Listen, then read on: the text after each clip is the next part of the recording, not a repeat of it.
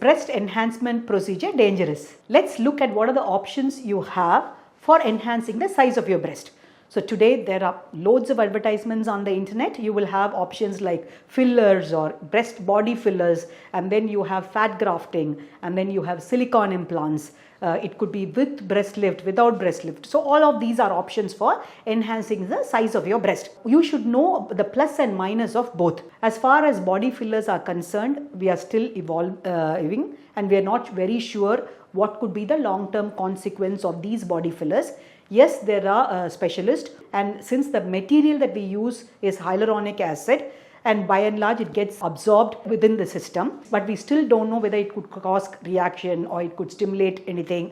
So we are not very clear about that. So by and large, I am not a great fan of doing injectables or body fillers for breast enhancement. I do not do them.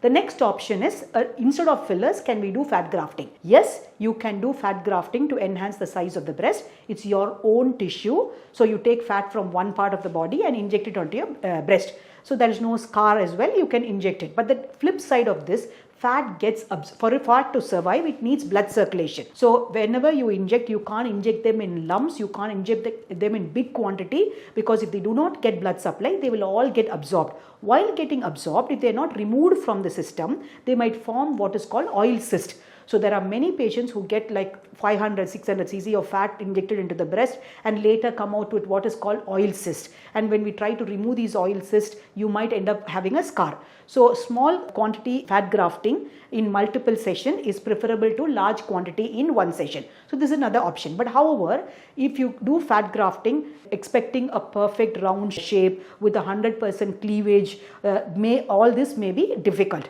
And also, if you have a very loose skin without a breast lift, just doing only fat grafting may not give the ideal result. The next option is a silicone implant. Silicone implants, there are reports saying that if you have a silicone implant and if you do not have a silicone implant, what are the incidence of cancer? So probably with and without silicone implant, the incidence of cancer could be the same. However, the type of cancer with a silicone implant have been reported to be different. For example, there are cancers called ALCL cancer or squamous cell cancers.